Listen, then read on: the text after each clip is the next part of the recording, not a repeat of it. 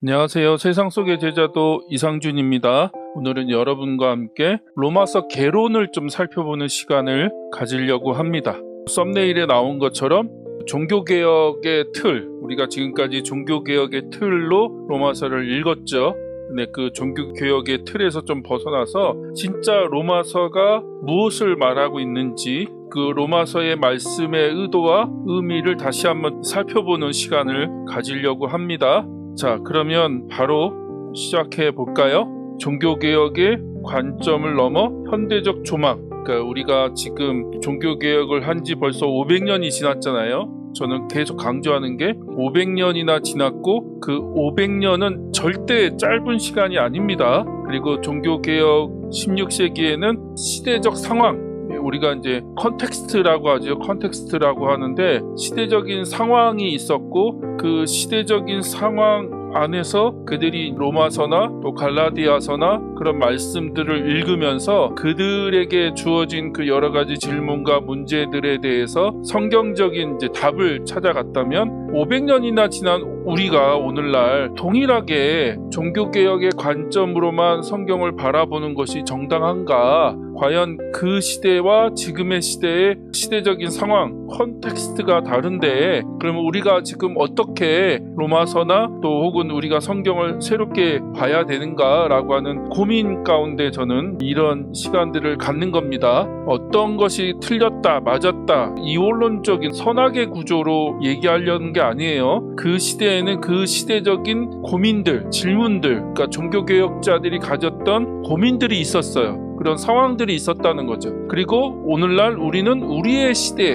우리의 상황, 우리의 질문들이 있잖아요. 그리고 500년이라고 하는 시간은 절대 짧은 시간이 아니다. 엄청난 시간들이 흘렀고 그리고 시대가 너무나 바뀌었는데 여전히 동일한 관점으로 종교개혁자들이 바라봤던 그 관점으로만 성경을 보도록 계속해서 요구하는 게 과연 정당한 것인가라고 하는 질문들이 제 안에 있습니다. 그래서 우리가 다시 성경으로 돌아가자라고 하는 건 16세기로 돌아가자라고 하는 게 아니잖아요. 16세기에 종교개혁자들이 성경을 봤던 그 시대로 돌아가자는 게 아니라 성경이 기록됐던 1세기, 예수님이 사역하시고 초대교회가 복음을 전했던 1세기로 돌아가서 그들이 처해진 상황 속에서 로마서를 쓰고 갈라디아서를 쓰고 그런 말씀들을 통해서 진짜 하고 싶었던 게 어떤 내용일까, 무슨 말일까, 다시 한번 그 말씀을 새롭게 읽고 그래야지 그 말씀이 이제 오늘날 우리 가운데 다시 한번 적용이 될 수 있겠죠. 쉬운 일은 아닌데 어떻든 종교개혁의 관점을 넘어서 현대적 조망으로 로마서 개론을 오늘 여러분하고 나누도록 하겠습니다.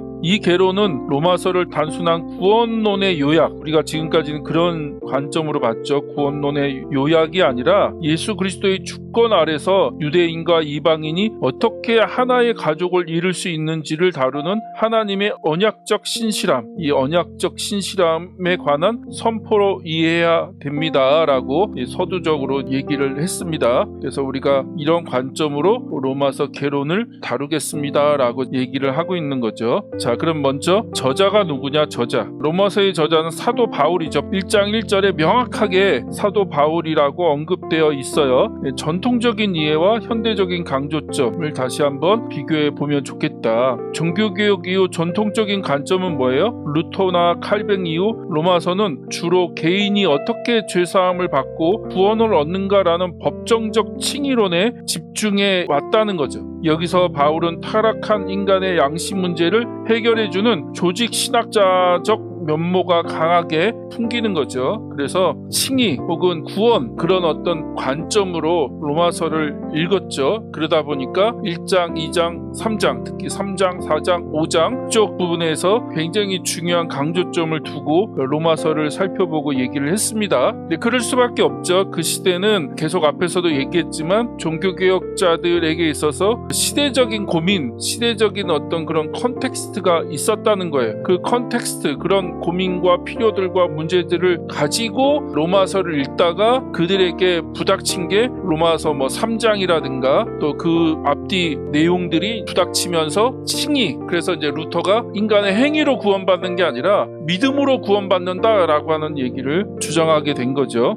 그렇다면 현대적 강조점은 뭐냐? 최근의 연구는 바울을 단순히 죄론을 가르치는 학자가 아니라 이스라엘의 소망이 나사렛 예수 안에서 성취되었음을 선포하는 왕의 전령, 이게 복음이죠, 복음. 그리고 이게 복음 전도자, 선포자, 또 사도, 그런 부르심을 받은 자들에게 주어진 사명이 뭐냐? 예수 그리스도 안에서 성취된 하나님 나라의 비전과 소망, 그것을 전하는 것이죠. 이는 개인의 내면적 평안을 넘어서 세상의 진짜 왕이 누구인지를 선포하는 정치적, 선교적 정체성을 강조하는 것이라는 거죠. 바울은 이방인의 사도로서 하나님의 통치가 온 세상에 임했음을 알리는 하나님의 대사로 그려집니다. 그래서 우리가 사도 바울을 어떤 관점으로 다시 한번 볼 거냐라고 할 때 그가 선포한 복음은 하나님 나라 복음, 하나님의 통치, 그리고 새 창조 관점으로 다시 한번 우리가 볼 필요가 있고, 로마서도 그렇게 봐야 된다는 거죠. 자, 그러면 상황과 기록 시기와 장소에 대해서 살펴볼 건데, 기록 시기와 장소, 바울은 로마서 15장 14절에서 33절, 여기에서 자신의 상황을 자세히 들려준다는 거죠. 이 상황을 보면 바울의 선교 사역이 큰 전환점을 맞이했다는 사실을 알 수 있습니다. 그는 예루살렘에서 일루리곤, 오늘날의 발칸 반도 지역에 이르기까지 구석구석 다니며 그리스도의 복음을 남김없이 전파했다고 말을 하고 있다는 거예요. 그래서 여러분들 지도 하나 보여드릴게요. 자, 사도 바울의 선교 여행 지도죠. 이건 너무나 잘 아시는 선교 여행 지도죠. 예루살렘으로부터 시작해서 안디옥이 이방 선교의 핵심지였잖아요. 그래서 이 안디옥에서부터 시작해서 오늘날의 터키, 그 다음에 여기가 이제 그리스, 그 지역까지 해갖고 사도 바울이 이렇게 1차, 2차, 3차 다니면서 복음을 전했죠. 요 지역으로 복음을 전했고, 그리고 이제 사도 바울의 목표는 뭐냐면 서바나, 그러니까 스페인, 여기 스페인까지 가는 거예요. 여기 스페인까지 가서 복음을 전하려고 했다는 거죠. 그래서 왜 이쪽 지역에는 더 이상 복음을 전할 곳이 이제 없기 때문에 요 스페인, 이제 스페인 지역까지 가서 내가 복음을 전하겠다라고 하는 계획을 세우게 됐다는 거죠. 그래서 바울은 세 차례에 걸친 전도 여행 동안 이 지역에 열정적으로 교회를 세웠고, 이제 그의 다음 목표는 지중해 반대편 끝에 있는 스페인이었다는 거죠. 스페인, 서바나, 스페인까지 가서 내가 복음을 전하려고 한다. 하지만 스페인으로 가기 전에 꼭 들려야 할 곳이 두 군데 있었다는 거죠. 먼저 바울은 이방인 교회 성도들이 정성껏 모은 헌금을 예루살렘의 유대인 그리스도인들에게 전달하기 위해 예루살렘 방문을 계획하고 있었다는 거죠. 그래서 연보라고 하죠. 연보, 헌금, 구제헌금을 사도 바울이 이방 교회 전도여행을 다니면서 교회들에게 연보를 거뒀거든요. 고린도 후서에 보면 사도 바울이 고린도 교회를 향해서도 연보, 그러니까 예루살렘 교회를 향한 연보를 좀 너희들이 준비해라 라는 그런 얘기를 합니다. 그래서 모은 돈을 예루살렘에 가서 예루살렘 교회에 전달하려고 하는 계획이 있었고, 그 일을 마친 뒤에는 당시 세계의 중심지였던 로마에 들려 새로운 선교 활동을 위한 기도를 부탁하고 지원을 요청하려 했다는 거죠. 그래서 다시 지도를 보면 사도 바울의 목표는 스페인을 가는 거예요. 스페인. 그 스페인을 가기 위해서 먼저 도움을 얻어야 되잖아요. 그러니까 그동안 1차, 2차 전도여행을 통해서 사도 바울이 다닐 때는 이 안디옥 교회를 중심으로 안디옥 교회를 모교회로 해서 이렇게 전도여행을 다녔잖아요. 근데 스페인으로 이제 가려고 하는데 스페인이 너무 멀어요. 너무 머니까 어떤 생각을 했냐면 로마에 있는 교회의 후원을 받아서, 이 로마에 있는 교회의 후원을 받고 기도를 받고 도움을 받아서 어떻게 해요? 스페인에 가서 내가 복음을 좀 전하는 일을 하고 싶다라고 지금 그렇게 생각을 한 거죠. 그런 어떤 도움을 요청하고 또 사도 바울의 계획을 설명하기 위해서, 얘기하기 위해서 로마서를 썼다라고 볼 수 있습니다. 이런 정보와 함께 고린도 근처 도시인 갱그리아 출신의 베베라는 여인을 언급한 점을 종합해보면 로마서가 쓰인 배경이 더욱 분명해진다는 거죠. 바울은 3차 전도 여행이 끝나갈 무렵 고린도에서 3개월 동안 머물렀는데 바로 이때 로마서를 기록했죠. 그래서 주후 57년 3차 전도 여행 중에 고린도에서 이 로마서를 기록했을 거고 베베가 그 편지를 로마 교회에 전달을 했을 겁니다. 주 54년경 혹은 57년경 그 사이일 거라고 우리가 생각하는데, 따라서 로마서는 바울이 전도 여행 중에 작성한 세 번째 편지가 될 거라는 거죠. 그래서 전도 여행 중에 54년 초에 쓴 고린도전서, 그 다음에 55년, 56년에 쓴 고린도후서, 그 다음에 이제 57년경에 로마서를 썼다는 거죠. 자, 그러면 역사적 배경이 뭐냐? 자, 유대인의 추방령과 로마 교회의 변화. 주 49년 로마의 클라우디우스 황제가 로마에 살던 모든 유대인을 도시 밖으로 쫓아냈죠. 로마 도시 밖으로 추방령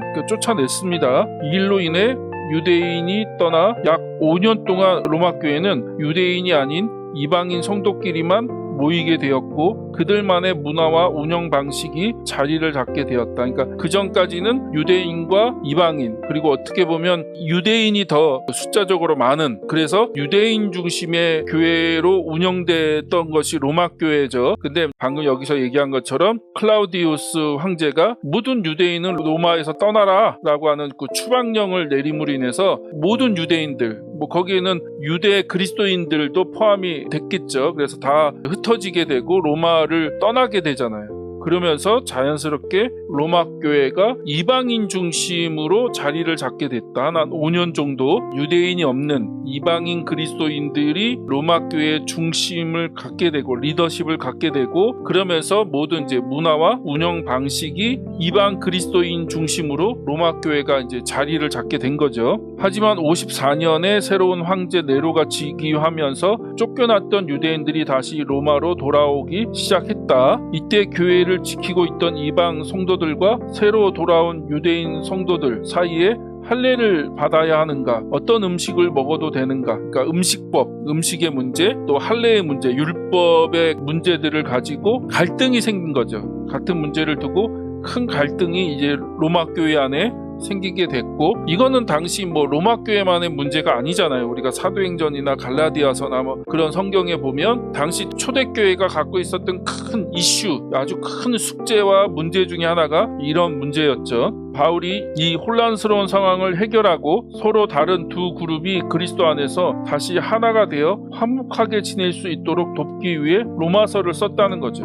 이 로마 교회의 문제를 사도 바울이 듣고, 그러니까 어쩌면 우리가 한 가지 명확한 건 사도 바울이 로마 교회를 개척하거나 직간접적으로 연결되어 있지 않았어요. 로마 교회가 어떻게 시작됐는지 우리는 정확하게 모릅니다. 추측하는 것은 사도행전 2장에 그러니까 오순절 성령이 임하실 때, 그때 이제 여러 지역에서 유대인들이 왔잖아요. 절기를 지키기 위해서. 그리고 그 오순절 성령 강림과 놀라운 성령의 역사로 인해서 그 당시 이제 절기를 지키기 위해서 예루살렘에 왔던 많은 사람들이 복음을 듣게 되고, 그 사람 중에 그 사도행전 2장에 보면 사방에서 모여들었던 사람들의 리스트가 나오는데, 거기에 로마에서도 왔다고 이렇게 언급되어 있습니다. 그러니까 아마 그때 복음을 들었던 사람들이 다시 로마로 돌아가서 그곳에서 로마 교회를 세운 거 아니냐라고 그렇게 추측을 해봅니다. 그러므로 사도 바울과 로마 교회는 연결이 없어요. 직간접적으로 연결되어 있지 않아요. 그러면 왜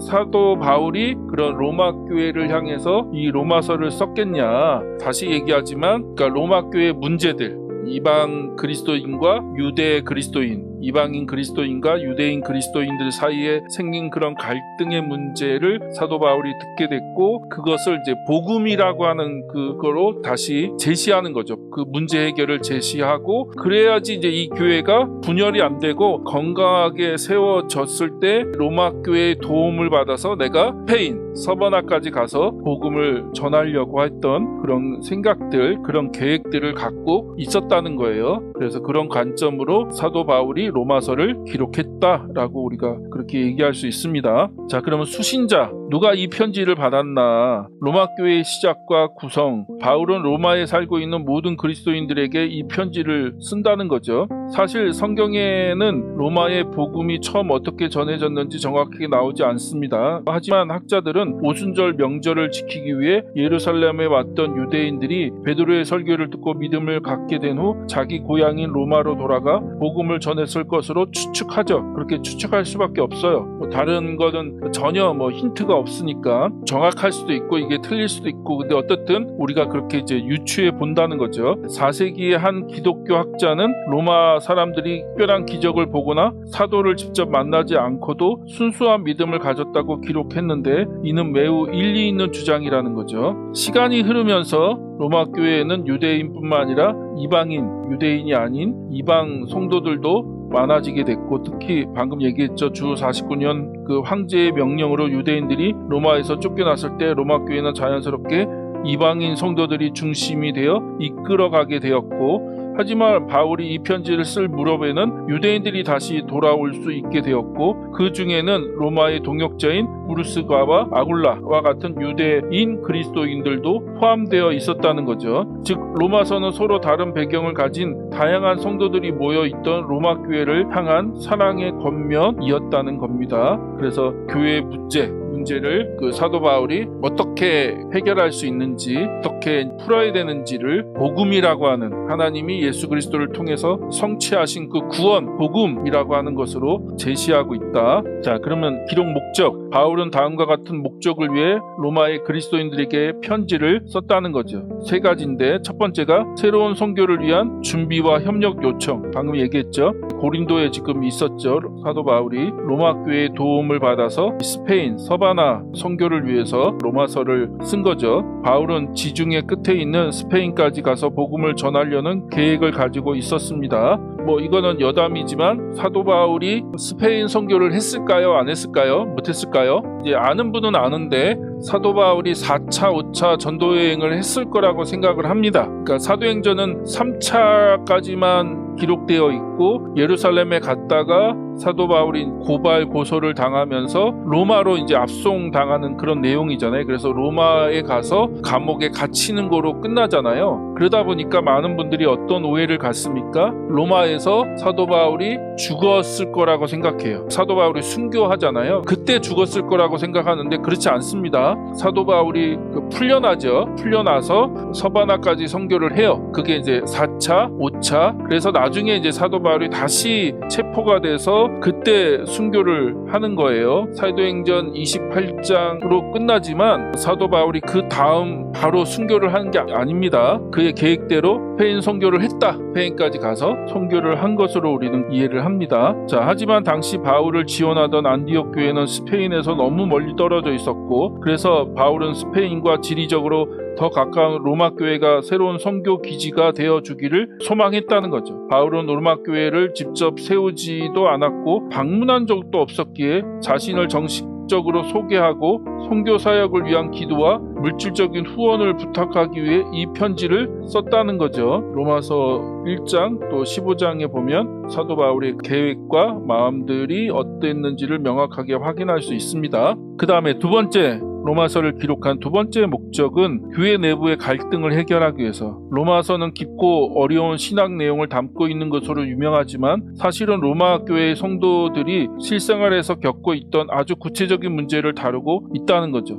당시 로마 교회는 의견 차이로 인해 두 파트로 나누어져 있었다는 거예요. 바울은 이들을 각각 믿음이 약한 사람들 혹은 믿음이 강한 사람들이라고 불렀죠. 믿음이 약한 사람들은 이제 유대인들, 믿음이 강한 사람들은 이방인들을 얘기하는 겁니다. 그러니까 유대인, 그리스도인이 이제 믿음이 약한 사람들, 믿음이 강한 사람들은 이방인 그리스도인, 이방 그리스도인들을 얘기를 해서 지칭해서 그렇게 불렀는데, 이들은 그리스도인이 된 후에도 유대인의 옛 전통과 규칙들을 계속 지켜야 하는가라는 문제를 두고 서로 다투고 있었다는 거죠. 바울은 이 편지를 통해 성도들이 서로를 비난하지 않고 분열을 극복하기를 원했다는 겁니다. 자, 그 다음에 뒤에 가서 로마서 전체 내용을 다시 한번 정리할 건데, 왜 이런 얘기를 로마서에 했는지, 이런 내용들을 이해하면 사도 바울이 로마서에서 왜 그런 얘기를 했는지를 알게 됩니다. 그 다음에 유대인과 이방인 사이의 화합, 로마 교회 안에서 벌어진 갈등은 당시 기독교 전체가 고민하던 문제이기도 했다는 거죠. 시간이 흐르며 기독교가 유대인 중심에서 유대인이 아닌 사람들, 이방인을 얘기하죠. 이방인 중심으로 넓어지게 됐죠. 넓어지게 되고 확대되고, 그러면서 성경의 뿌리인 유대교 전통을 어디까지 존중해야 하는가라는 논쟁이 치열해졌다는 거예요. 유대인 성도들은 조상 대대로 내려온 율법을 지켜야 한다고 강조했고, 이방인 성도들은 자신들이 왜 유대인의 관습을 따라야 하는지 의문을 가졌다는 거예요. 바울은 어느 한쪽의 편만 드는 것이 아니라 유대인과 이방인 모두에게 적용되는 복음의 핵심을 설명하며, 그러니까 복음으로 이 문제를 다시 한번 설명하고 있다는 거예요. 이 두 그룹이 그리스도 안에서 서로를 이해하고 하나 될 수 있는 길을 제시했다는 겁니다. 그러면 다섯 번째 로마서의 주요 주제들. 로마서는 모든 시대를 통틀어 가장 중요한 신학 문헌 중에 하나죠. 많은 분들이 그런 표현들 많이 들어봤죠. 성경이 반지라고 하면 그 반지에 가운데 박혀있는 다이아몬드, 보석이 바로 로마서다. 그리고 그만큼 로마서는 성경의 가장 중요한 책이다. 그리고 기독교 역사에서 많은 리더들, 많은 지도자들이 로마서의 영향을 받았다라고 하는 거, 대표적인 게 루터도 그렇고, 그래서 우스갯소리로 루터가 종교개혁을 할 때 로마서를 읽지 않고 야고보서를 읽었으면 종교개혁이 완전히 다른 방향으로 갔을 거다. 근데 이 루터가 로마서를 읽음으로 종교개혁이 지금 우리가 알고 있는 그런 종교개혁의 방향으로 가게 됐다. 하여튼간 그런 우스갯소리도 있는데, 기독교 역사와 신학의 발전에서 이 책이 미친 영향력은 헤아릴 수 없을 만큼 엄청납니다. 이 책이 다루는 주제는 다음과 같다는 거죠. 인간에 처한 공경의 본질, 죄에 대한 얘기죠. 공경의 본질에 대한 근본적인 통찰을 1장부터 3장까지 언급하고 있고, 그 다음에 인간의 공경에 대한 하나님의 응답. 그러니까 여기는 이제 유대인이나 이방인이나 다 똑같다. 유대인도 죄인이고 이방인도 죄인이고, 하여튼 인간이 처한 근본적인 문제와 공경이 무엇인가를 얘기하고 있고, 그 인간의 공경에 대한 하나님의 응답, 그리스도의 사역을 통해 모든 인간에게 부여하신 하나님과의 새로운 관계, 철저하게 은혜에 기초한 하나님의 공급하심, 그리고 그 공급을 경험하는 유일한 방법인 믿음에 대한 요구. 그래서 은혜, 믿음, 그리고 예수 그리스도를 통해서 이루어진 그 복음의 놀라운 사실, 소식, 그런 얘기를 하고 있는 거죠. 그 다음에 이제 이생과 장차 올 심판날에 그리스도인이 누려야 될 안위에 대해서, 그리고 유대인과 이방인 모두를 자기 백성으로 삼으시는 하나님의 신비롭고 놀라운 계획에 대해서, 그러니까 이런 얘기를 왜 하냐. 우리가 그동안 종교개혁의 관점으로만 보면 이 9장 이하를 잘 이게 이해가 안 됐어요. 1장부터 8장까지와 그 다음에 9장 이후를 이게 서로 어떻게 연결되는지 잘 몰랐어요. 우리가 주로 로마서를 공부할 때 주로 어떤 부분만 다뤄요? 1장, 2장, 3장, 그 다음에 3장, 4장, 5장, 혹은 7장, 8장, 이렇게 1장부터 8장까지만 막 많이 얘기해요. 엄청난 얘기를 합니다. 근데 9장 이후로는 잘 얘기 안 해요. 잘 몰라요. 관심도 없고. 왜냐하면 종교개혁의 관점으로만 성경 로마서를 읽다 보니까 뭐만 중요하게 보이는 거예요? 로마서 3장, 4장, 5장 혹은 7장, 8장 요 부분만 보이는 거죠. 그 뒤에 그러면 왜 사도 바울이 9장 이후에 이런 얘기를 왜 하는가? 이방인과 유대인, 유대인과 이방인의 그런 어떤 관계에 대해서 막 그런 얘기를 왜 하는가? 그 잘 이해가 안 됐다는 거예요. 잘 이해가 안 됐어. 그러나 우리가 이런 로마서의 상황을 이해하면 사도 바울이 왜 이런 얘기를 하고, 그리고 왜 그것이 서로 긴밀하게 연결되느냐, 이 문제, 유대인과 이방인의 문제를 해결하기 위해서 이론적인, 신학적인, 혹은 사도 바울이 항상 모든 서신에서 대부분 그렇게 하잖아요. 전반부는 신학적인 얘기를 하고 후반부는 실천적인 얘기, 적용적인 얘기를 해요. 에베소서, 갈라디아서, 대부분의 사도 바울의 서신에는 전반부에 대해서는 복음, 또 예수 그리스도를 통해서 이루어진 구원, 또 하나님 베푸신 은혜, 그런 어떤 심오하고 놀라운 얘기를 해요. 신학적인 얘기를 하고, 그 이후에는 그것이 우리에게 어떻게 적용이 되는가, 어떻게 실천적으로 연결이 되는가 라고 얘기를 한다면, 로마서도 마찬가지예요. 1장부터 8장까지는 이론에 대한 얘기하죠. 신학적인 구원, 복음, 은혜, 믿음, 칭의에 대한 얘기를 하고. 왜요? 이게 지금 로마 교회가 갖고 있는 유대인과 이방인의 갈등의 근본적인 해답이 여기에 있기 때문에, 다른 거로는 해답이 안 돼요. 해결이 안 돼. 유대인도 설득할 수 없고 이방인도 설득이 안 돼. 서로 너무 첨예한 대립을 하고 있는데 그거에 대한 해답이 어디에 있어요? 복음 안에 있어. 복음. 예수 그리스도. 하나님이 예수 그리스도를 통해서 이루신 그 복음 안에 있기 때문에 그 복음이 뭔지를 쭉 얘기를 하는 거예요. 의롭다함을 얻는다는 게 뭐냐? 우리가 언약 백성이 됐다는 게 뭐냐? 그 안에 이방인도 들어가 있고 유대인도 들어가 있고, 그렇죠? 동일하게 하나님이 은혜를 유대인에게도 줬고 이방인에게도 줬고, 그리고 구원의 조건으로 믿음, 유대인도 믿음으로 구원 얻는 거고 이방인도 믿음으로 구원 얻는 거고, 또 그 결과로 성령을 받았고 하는 그런 얘기를 쭉 하고, 그 다음에 이제 9장에 가서 유대인과 이방인의 문제를 쭉 얘기를 하는 거죠. 이해되시죠? 그 다음에 하나님의 구속받은 자기 백성에게 기대하시는 생각과 삶의 변화, 12장부터 15장까지는 그거에 대해서 더 실천적인 이야기를 하고 있습니다. 그래서 여러분이 정리를 해야 될 두 가지 큰 주제가 있는데, 하나는 하나님의 의라고 하는 하나님의 의. 자, 단순한 법정적 선언 이상의 의미를 가진다. 그러니까 우리가 이거를 하나님의 의라고 하는 것, 나중에 칭의도 마찬가지인데 뭐로만 이해했냐면 이걸 법정의 용어, 법정, 하나님이 재판장으로서 법정에서 선포하시는, 죄인을 향해서 재판장이 선언하시고 말씀하시는 어떤 그런 의미로만 이해했다는 거죠.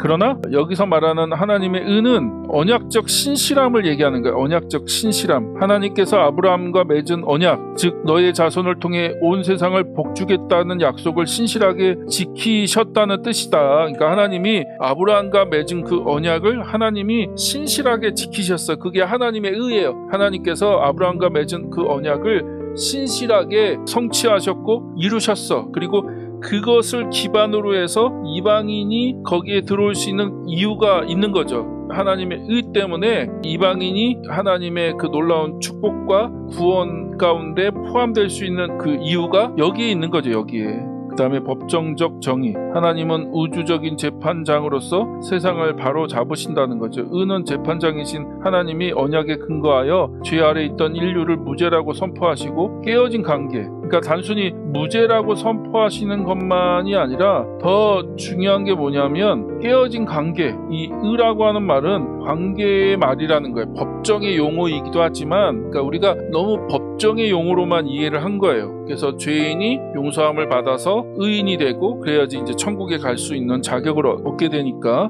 그러나 더 중요한 건 관계, 깨어진 관계 회복이라고 하는 것에 더 중요한 포인트가 있다. 그래서 이 공동체적 측면이 있다는 거예요. 하나님의 의가 나타났다는 것은 유대인과 이방인 사이에 있던 담이 허물어지고 하나님이 약속하신 한 가족이 실제로 탄생했음을 의미한다. 구약에서는 이스라엘이 하나님과의 언약 관계 안에서 하나님의 백성이 됐지만 신약에 와서는 이제는 유대인뿐만 아니라 이방인까지 이제 언약 공동체, 언약 가족 안에 포함이 되는 거죠. 그것을 예수 그리스도께서 이루셨고 그 예수 그리스도를 믿는 이방인이든 유대인이든 그 예수 그리스도를 믿을 때 하나님과의 의로운 관계, 새로운 관계 안으로 들어가서 하나님의 언약 백성이 되는 거야. 구약으로 보면 유대인만 그렇게 될 수 있었는데 이제는 그렇지 않아. 예수님을 통해서 이제 이방인도 그렇게 돼라고 얘기하는 거예요. 그 다음에 이제 그 중요한 문제 중에 하나가 칭의죠. 칭의. 하나님의 의가 신자의 삶에 구체적으로 적용된 결과가 칭의라는 거예요. 칭의. 어떤 자격을 얻는 게 아니다. 죄인이 의인이 되는 그런 자격증을 얻는 것만을 얘기하는 게 아니라는 거예요. 하나님의 의의 현재적 평결, 종말에 일어날 하나님의 최후 심판이 예수 그리스도의 신실함을 통해서 지금 현재로 앞당겨진 거죠. 예수님이 신실하게 하나님 앞에 반응하시고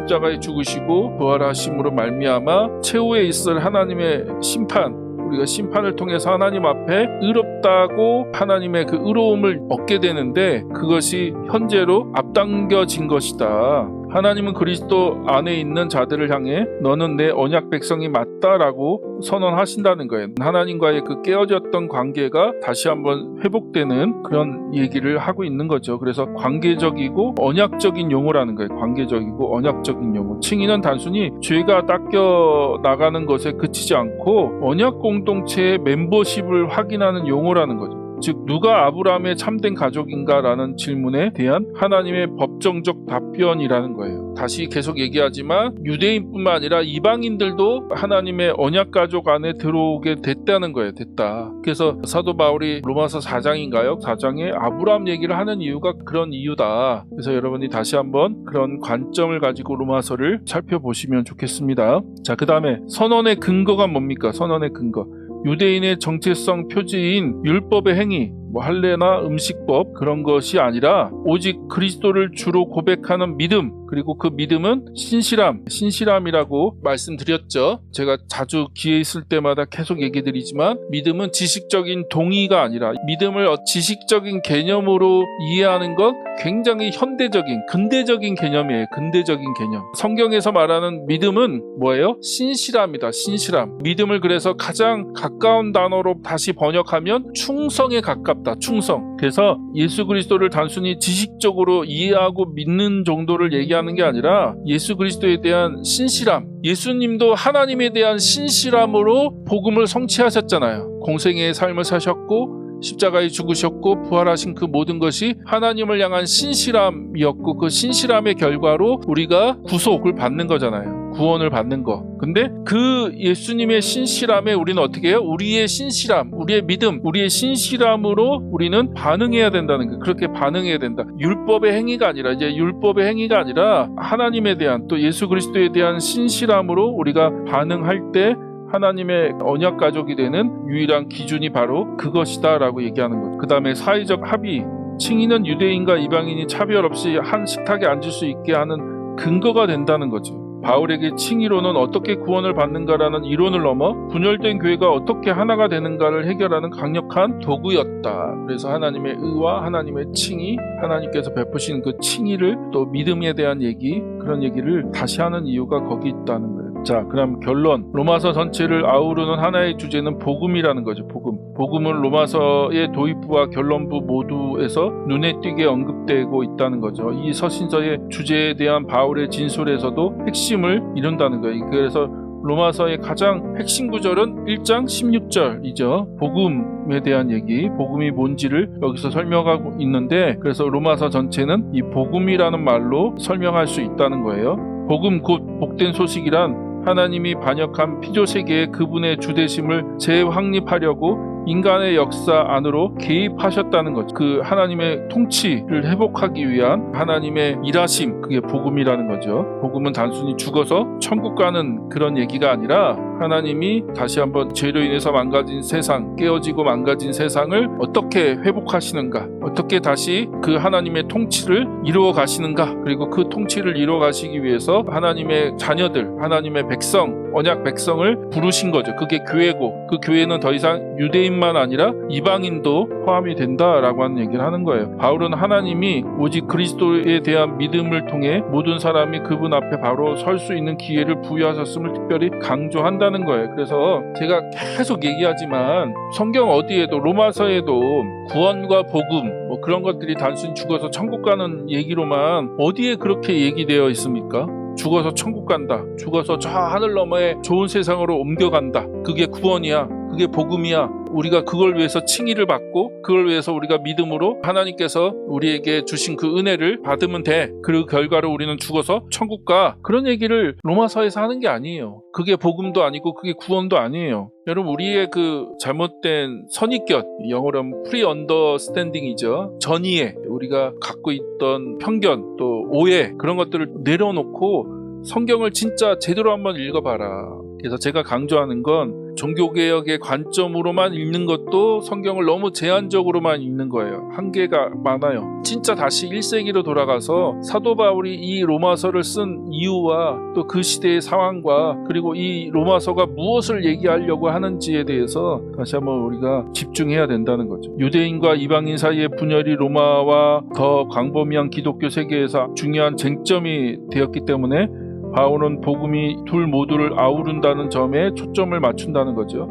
복음을 하나님이 이스라엘에게 주신 구약의 모든 약속에 대한 성취로 이해하고 있고, 또한 복음은 이방인에게 문을 열어줌으로써 그들이 신실한 유대인과 함께 하나님의 새로운 언약 백성에 동등하게 참여하게 한다는 거죠. 로마서 개요를 보면 이 개요는 로마서를 하나님의 언약적 신실함이 어떻게 예수 안에서 성취되어 분열된 유대인과 이방인을 한 가족으로 묶어내는지를 보여주는 논리적인 흐름으로 정리한 것입니다. 1장 1절부터 17절까지가 서론이죠. 복음, 하나님의 통치를 선포하는 그런 내용입니다. 그래서 1장 1절부터 7절까지가 바울의 인사, 복음을 다윗의 혈통에서 나신 왕, 예수, 통치자, 왕의 등극으로 정의한다는 거죠. 사도 바울은 예수 그리스도를 소개하면서 왕으로, 그리고 왕으로 등극하셨고 통치하신다라고 하는 이야기를 하는 게 이제 그게 복음이라는 거예요. 복음. 그 다음에 16절, 17절이 로마서 전체를 아우르는 가장 핵심적인 구절인데, 하나님의 의가 복음 안에서 나타나 모든 믿는 자, 유대인과 헬라인, 이방인 모두를 구원한다는 거예요. 그래서 이걸 다시 한번 강조하는 이유가 있는 거죠. 유대인만 구원하는 게 아니라 이방인들도 똑같이 하나님이 복음 안에서 그들을 구원해. 근데 그 근거가 뭐예요? 하나님의 의라고, 하나님의 의로우심, 하나님의 신실하심. 그러니까 이게 세 가지인 거죠. 하나님의 신실하심, 예수 그리스도의 신실하심, 그 다음에 하나님의 언약 백성들의 신실함. 그래서 사도 바울은 복음 전체를 하나님의 의, 하나님의 신실함으로 설명하고, 또 그것을 실제 우리 삶 가운데 이루신 것이 예수 그리스도의 신실함이잖아요. 그리고 그 놀라운 은혜를 받은 우리가 어떻게 해요? 하나님에 대한 신실함으로 우리는 그것을 우리 삶에서 살아내야 되는 건데, 좀 새롭게 성경을 보면 많은 부분들이 그동안 우리가 놓친 부분들이 보인다는 겁니다. 그 다음에 1장 18절에서 4장 25절까지는 모든 인류의 실패와 하나님의 언약적 신실함. 그래서 1장 18절에서 3장 20절까지는 이방인과 유대인 모두가 죄 아래 있다는 걸 강조하고 있고, 특히 유대인은 언약의 보관자였으나 그 언약에 신실하지 못해서 실패했다는 거예요. 이방인도 실패했고, 이방인은 마음에 하나님 두기를 싫어함으로 인해서 그들이 하나님을 떠난 삶을 살게 됐고, 그렇다면 유대인이 그러면 좀 나았냐? 그렇지 않다는 거예요. 구약의 말씀을 보면 하나님의 섭리를 경험한 유대인마저도 실패했다라고 하는 얘기를 하는 거고, 그 다음에 3장 21절에서 31절은 하나님의 의가 예수 그리스도의 신실함을 통해서 나타났다는 거예요.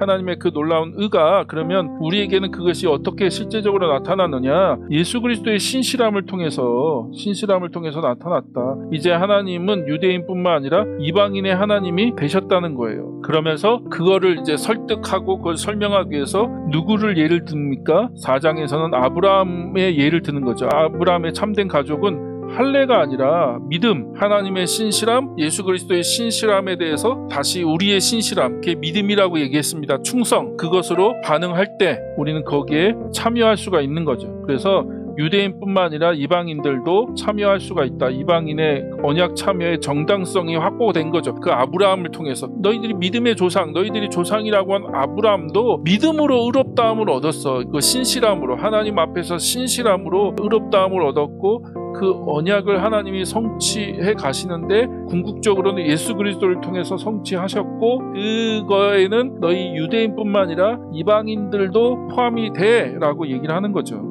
그 다음에 이제 5장 1절부터 8장까지는 새로운 출애굽, 재밌죠? 새로운 출애굽, 죄와 사망에서 성령의 생명으로, 그러니까 우리가 전에 죄와 사망의 지배를 받았는데 이제는 성령의 지배를 받는 새로운 출애굽에 대한 얘기를 하는 건데, 5장에서는 아담과 그리스도의 대조, 예수 안에서 시작된 새로운 인류의 탄생, 어떻게 보면 이것도 출애굽이죠. 우리의 죄성, 타락한 우리의 모습에서 이제는 우리가 예수 그리스도를 통해서 새롭게 탄생하게 된, 출애굽하게 됐다. 그래서 새로운 인류의 탄생. 그 다음에 6장에는 세례를 통한 그리스도의 연합, 더 이상 죄의 종로로 타지 않는 새로운 신분을 다시 한번 얘기하고 있고, 7장에서는 율법의 한계와 고뇌, 율법 자체는 선하나 죄의 권세를 이길 힘이 없다. 다시 한번 율법에 대한 문제를 꺼내는 거예요. 그래서 7장의 율법에 대한 이 바울의 고뇌에 대해서 오랫동안 논쟁이 많았잖아요. 이게 회심 전이냐 회심 후냐, 회심 전에 갈등을 얘기하는 거냐, 회심 후의 갈등을 얘기하는 거냐, 왜 갑자기 이 율법에 대한 얘기가 다시 또 등장하냐. 그런데 여기서 얘기하고자 하는 것은 율법 자체는 선하지만 죄의 권세를 이길 힘이 없다는 거죠. 그리고 8장, 우리에게는 새로운 소망. 사도 바울이 이제 7장 마지막에서 막 오호라 난 공고한 사람이로다, 이 사망의 몸에서 누가 나를 건져내랴 그러면서 막 절망하잖아요. 절망. 그러나 절망이 바로 8장으로 넘어가면 새로운 소망, 기쁨, 찬미로 바뀌죠. 그렇게 바뀌는 이유가 뭐예요? 성령 안에서 우리가 새로운 생명을 받았기 때문에 그리스도 안에서 새로운 출애굽이 완성된다는 거예요. 성령 안에서 고난받는 창조세계가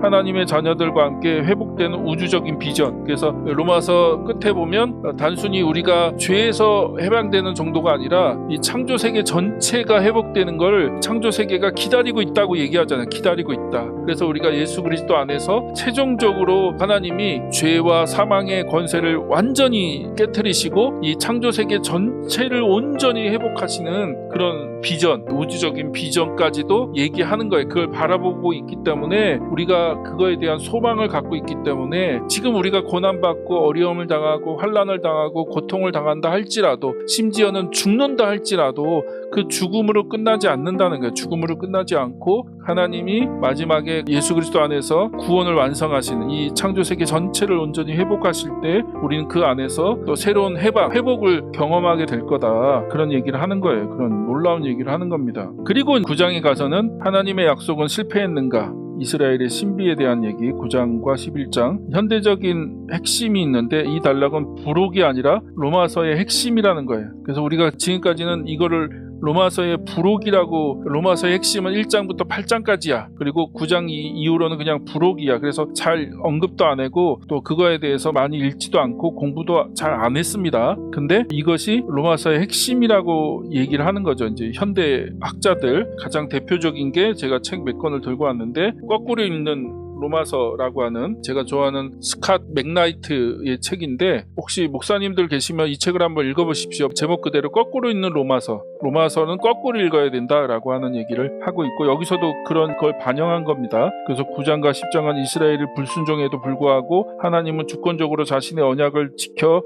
가신다는 거죠. 이방인의 유입은 이스라엘을 시기나게 하여 결국 그들을 구원하시려는 하나님의 전략이라고 얘기하고 있고 11장에서는 온 이스라엘이 구원을 받으리라 유대인과 이방인이 함께 하나님의 국률 아래 거하게 됨을 찬양한다는 겁니다. 그래서 이 얘기를 결국은 하고 싶었던 거죠. 이 얘기.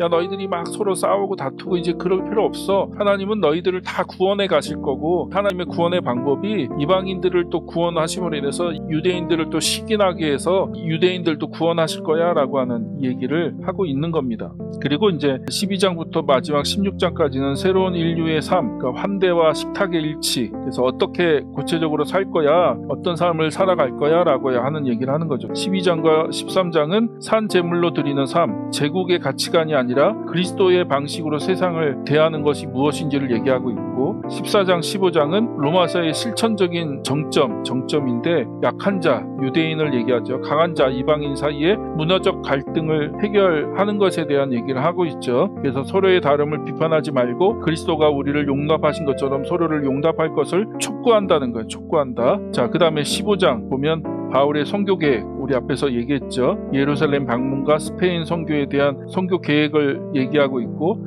교회의 일치가 선교의 동력임을 강조하고 있고 16장에서는 동역자들에 대한 인사와 축복, 다양한 계층과 인종이 섞여있는 로마교회의 구체적인 모습을 언급하고 있죠. 그래서 다른 서신에 비해서 많은 동역자들을 소개하고 있는데 굉장히 다양한 배경과 인종이 섞여있는 모습을 보여주고 있죠. 모자익 교회죠. 정말 로마교회는 모자익 교회죠. 유대인만 있는 것도 아니고 로마에서도 특정한 어떤 종족만 있는 것이 아니라 여러 민족이 섞여 있고 그들이 그렇게 껴서 한 공동체를 이루는 것이 하나님이 정말 기뻐하시는 하나님의 뜻이고 하나님의 계획이다라고 하는 얘기를 하고 있는 거고 그래서 책을 두 권만 더 소개하면 하나는 로마서와 하나님의 나라라고 하는 안용성 목사님 하나님 나라로 어떻게 로마서를 읽고 우리가 갖고 있는 어떤 그런 패러다임 우리가 그동안 배웠던 사고의 한계를 조금 깨트릴 수 있는 다시 한번 새롭게 로마서를 볼 수 있는 그런 걸 제시하는 책이 이 책이고요. 그리고 제가 요즘 읽고 있는 게 똘책인데 엄청 두껍죠. 엔티라이트 책인데 로마서 주석입니다. 이 책을 한번 목사님들은 한번 기회가 되면 꼭 읽어보시라고 추천해 드립니다. 저는 성경 공부 목사님들의 경우에 성경 공부의 가장 좋은 방법은 좋은 주석을 가지고 처음부터 끝까지 주석을 다 읽고 서머리하고 그걸로 한번 성경 공부도 해보고 설교도 해보고 직접 해보는 겁니다. 그러면 한 책이 딱 들어와요. 그래야지 이제 다른 것들을 그걸 가지고 비교도 할 수도 있고 평가도 할 수 있고 정리가 되는데, 많은 분들이 자꾸 이 책 봤다 저 책 봤다 이거 봤다 저거 봤다 그러면 이게 뒤섞여 갖고 나중에 아무것도 아니에요. 차 비유를 하면 뭐 엔진은 벤츠에서 갖고 오고 문짝은 뭐 롤스로이스 걸 갖고 오고 뒷문짝은 현대 거를 갖고 오고 뭐 이렇게 갖고 조합을 해봤자 이상한 차가 되는데, 좋은 방법은 정말 좋은 주석, 이런 좋은 주석 한 권을 여러분이 정하서 갖고 처음부터 끝까지 이 책을 완전히 한번 읽고 써머리 해보시고 이걸 가지고 설교도 해보시고 강의도 해보시면 정립이 돼요. 정립이 되면 그걸 가지고 평가도 할 수 있고 또 대조도 할 수 있고 어떤 틀이 딱 있으니까 거기다가 계속 살을 붙이면 더 풍성해지는 거죠. 자, 그러면 마치도록 하겠습니다. 로마서를 좀 더 풍성하게, 로마서가 쓰여진 원래의 목적과 의도가 무엇인지를 다시 한번 찾아가면서 읽어 가셨으면 좋겠습니다. 마치도록 하겠습니다. 감사합니다.